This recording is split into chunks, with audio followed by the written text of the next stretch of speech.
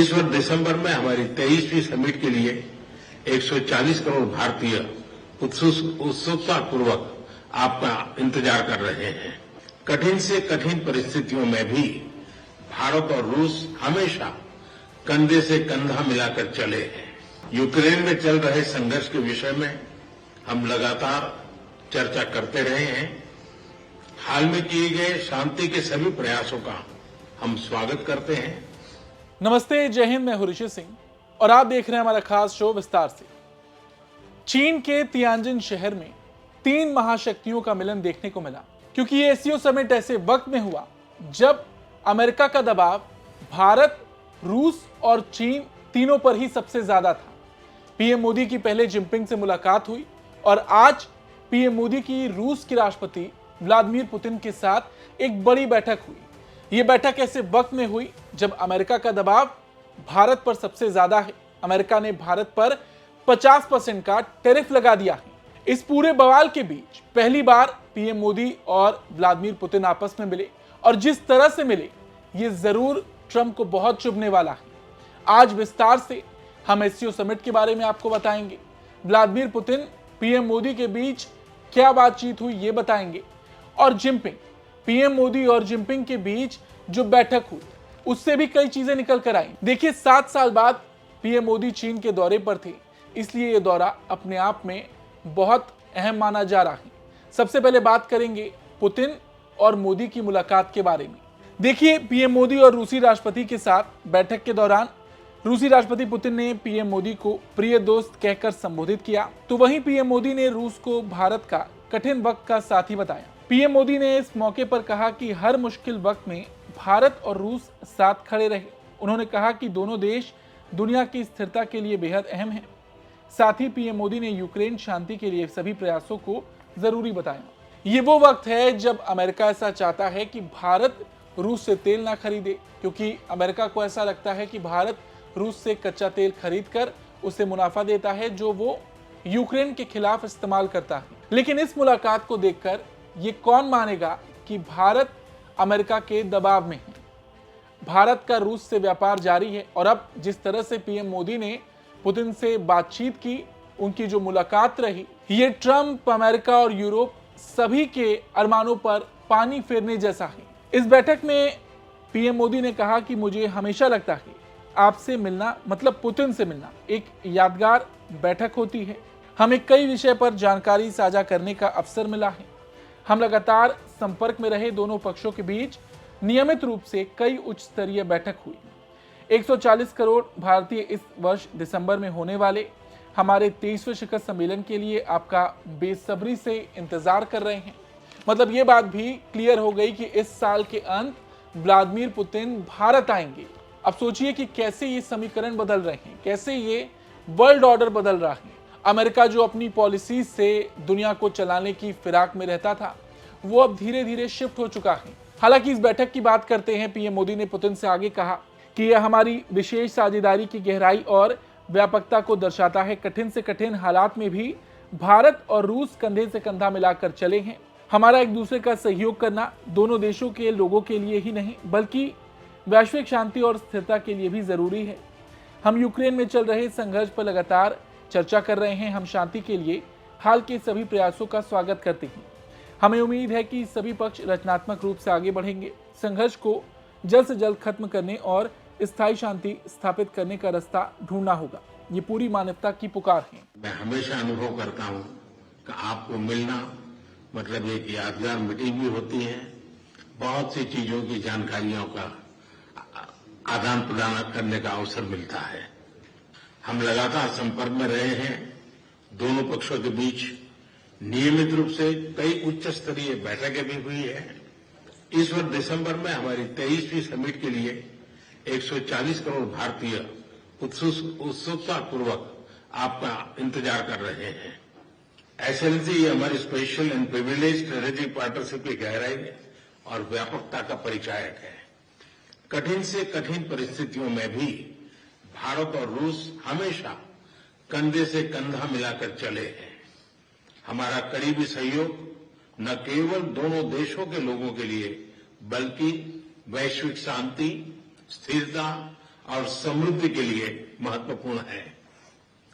Excellency, Ukraine में चल रहे संघर्ष के विषय में हम लगातार चर्चा करते रहे हैं। हाल में किए गए शांति के सभी प्रयासों का हम स्वागत करते हैं। हम आशा करते हैं कि सभी पक्ष कंस्ट्रक्टिवली आगे बढ़ेंगे, संघर्ष को जल्द से जल्द खत्म करने और स्थायी शांति स्थापित करने का रास्ता खोजना होगा। ये पूरी मानवता की पुकार है। एक्सेलेंसी, एक बार फिर आपका मैं हृदय से बहुत बहुत धन्यवाद करता हूं। हालांकि इस दौरान पुतिन ने भी अपनी बात रखी। पुतिन ने कहा कि हम सच्चाई से ये बता सकते हैं कि हमारे रिश्ते सिद्धांतों पर बढ़ते हैं, हमारे बीच बहुत बहुमुखी सहयोग जारी है। आज की बातचीत से रिश्तों को और आगे बढ़ाने का मौका मिला है। तो ये पीएम मोदी और व्लादिमीर पुतिन के बीच जो बैठक हुई, ये बात उससे निकल कर आई। इससे पहले तियानजिन घोषणा पत्र भी जारी हुआ था, जहां पर भारत ने जो मुद्दे उठाए थे उसको खासा ध्यान में रखा गया। सभी सदस्य देशों का मानना है कि आतंकवाद से निपटना इस वक्त सबसे जरूरी है। तियानजिन घोषणा पत्र में आतंकवाद के खिलाफ कड़ा रुख अपनाने, यूएन रिफॉर्म्स, ह्यूमन राइट और भारत की पहल को खास जगह दी गई। घोषणा पत्र में आतंकवाद, अलगाववाद और उग्रवाद के खिलाफ एकजुट होकर लड़ने की प्रतिबद्धता दोहराई गई।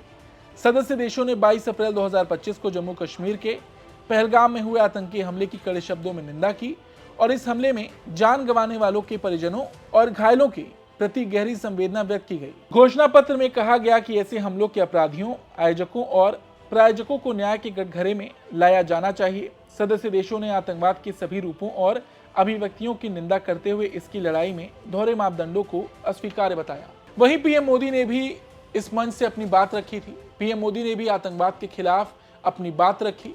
उन्होंने बिना नाम लिए पाकिस्तान को भी घेरा। पीएम मोदी ने आतंकवाद के खिलाफ कड़ा रुख अपनाते हुए कुछ देशों द्वारा इसके खुले समर्थन पर सवाल भी उठाया। उन्होंने हाल ही में जम्मू कश्मीर के पहलगाम में हुए आतंकी हमले का जिक्र किया। उन्होंने कहा कि यह न केवल भारत बल्कि इंसानियत के लिए चुनौती है। पीएम मोदी ने साफ शब्दों में कहा कि आतंकवाद पर दोहरा रवैया स्वीकार्य नहीं और सभी देशों को इसके हर रूप का विरोध करना होगा। एक्सेलेंसी, भारत पिछले 4 दशकों से निर्मम आतंकवाद का दंश झेल रहा है। कितनी ही माताओं ने अपने बच्चे खोए और कितने बच्चे अनाथ हुए। हाल ही में हमने पहलगाम में टेररिज्म का बहुत ही घिनौना रूप देखा।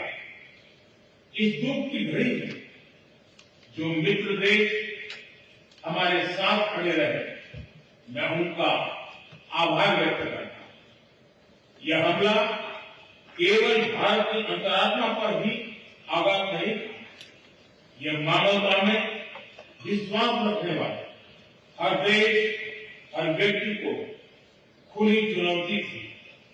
ऐसे में प्रश्न उठना स्वाभाविक है, क्या कुछ देशों द्वारा आतंकवाद का खुलेआम समर्थन हमें स्वीकार्य हो सकता है?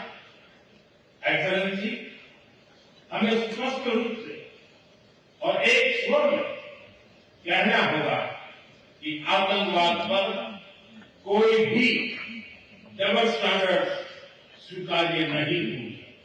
कुल मिलाकर पीएम मोदी ने आतंकवाद और पाकिस्तान को कायदे से लताड़ा और बड़ी बात यह रही कि घोषणा पत्र में भी भले ही किसी देश का नाम ना हो, लेकिन दुनिया ये बात जानती है कि आतंकवाद का समर्थन कौन सा देश करता है। और जब ये सब कुछ हो रहा था तो पाकिस्तान के प्रधानमंत्री शहबाज शरीफ भी वहां मौजूद थे। हालांकि पीएम मोदी ने अपने इस संबोधन में और भी बहुत सी बातें कही। उन्होंने एससीओ नीति को 3 प्रमुख स्तंभों यानी कि सुरक्षा, कनेक्टिविटी और अवसर पर आधारित बताया।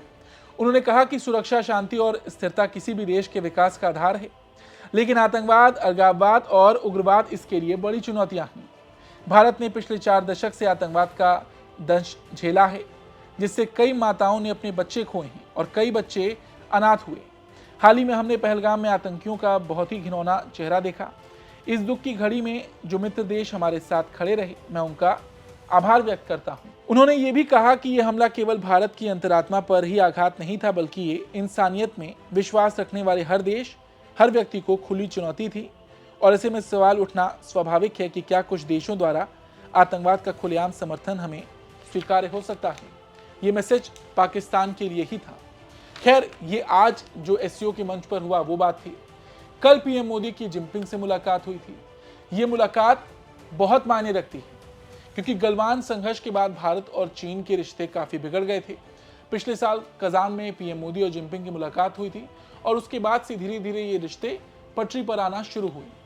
और अब जब अमेरिका ने लगातार दबाव बनाना शुरू किया, भारत पर 50% का टैरिफ लगाया, चीन पर दबाव बनाया, तो ये दोनों देश भी अपने रिश्ते सुधारने पर काम कर रहे हैं। पीएम मोदी और चीनी राष्ट्रपति शी जिनपिंग के बीच करीब 1 घंटे तक द्विपक्षीय बातचीत हुई थी। बातचीत में क्षेत्रीय और वैश्विक मुद्दों पर चर्चा हुई थी।